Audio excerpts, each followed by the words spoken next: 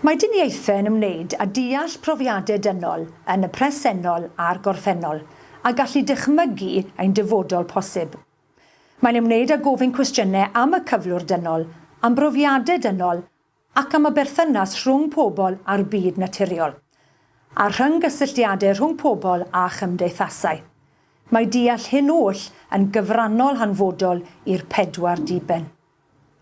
Mae'r Dyniaethau'n helpu i ddysgwyr ddatblygu eu dealltwriaeth amdano'n hi ei hunan, eu triftadaeth, eu hardal a'i cymunedau, a'i cymdeithasau, ac yn ei helpu i werthfawrogi eu lle yng Nghymru a'r byd a'i rôl nhw fel dinasyddion egwyddorol.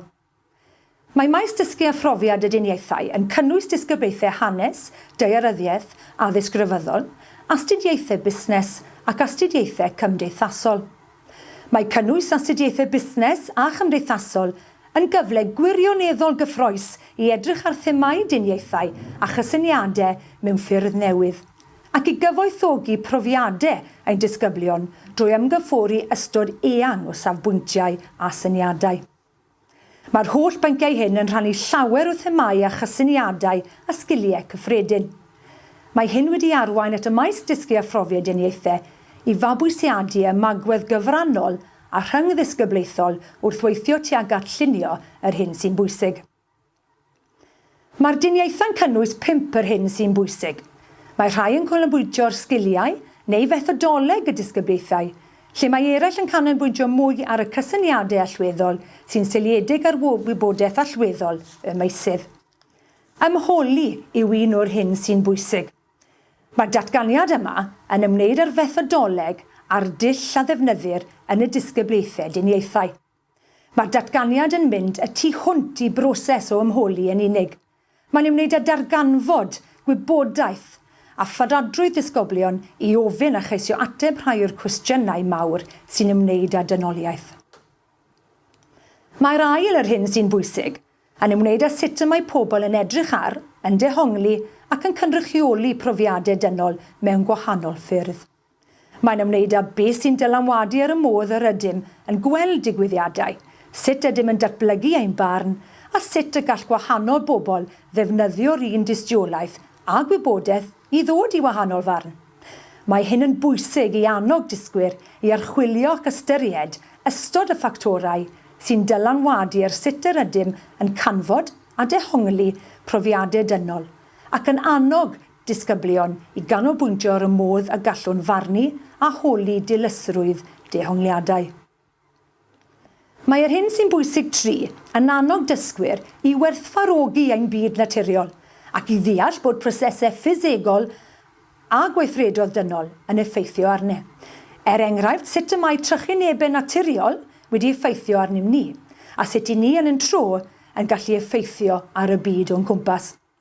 Bydd hyn hefyd yn annog dysgwyr yng Nghymru, fel cynhyrchwyr a defnyddwyr, i ddeall eu heffaith nhw eu hunan ar y byd naturiol.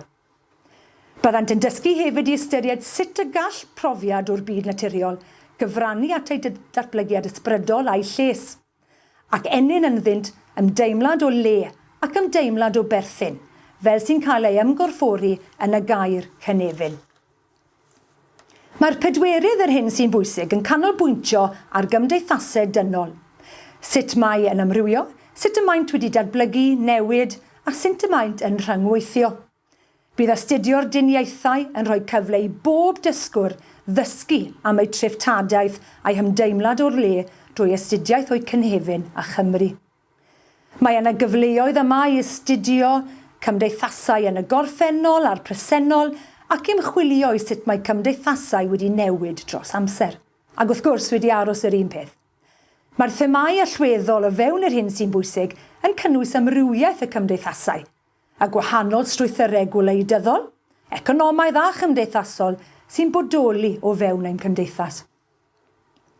A mae'r hyn sy'n bwysig 5 yn gwneud y Dyniaethau yng Nghymru yn unigryw. Mae'n ymwneud â deall yr heriau a'r cyfleoedd sy'n wynebu dynoliaeth. Mae heriau'n cynnwys cynalodwyedd, newid hinsawdd, cyfiawnder, anghyfiawnder, gwrthdaro a chydweithrediad. Mae'n ymwneud â deall yr heriau sy'n wynebu dynoliaeth ac cymryd y cyfleoedd i weithredu ymateb i'r heriau hyn a gwneud gwahaniaeth yn eu bywydau, eu hunan a bywydau wrth gwrs pobl eraill.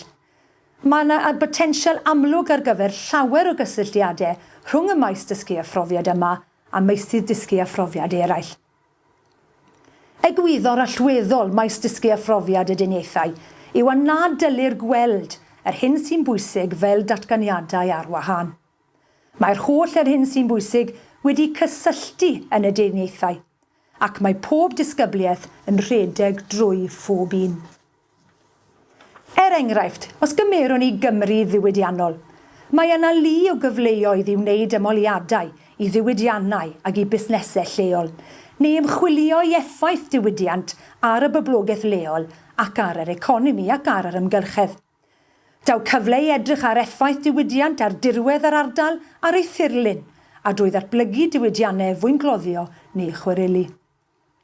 Gallwn hefyd edrych ar y gymdeithasau diwydiannol yn y gorffennol yng Nghymru a chymdeithasau heddiw, a'r ffordd y mae diwydiannau yn ffeithio ar fywydau pobl a'u hymgylchedd.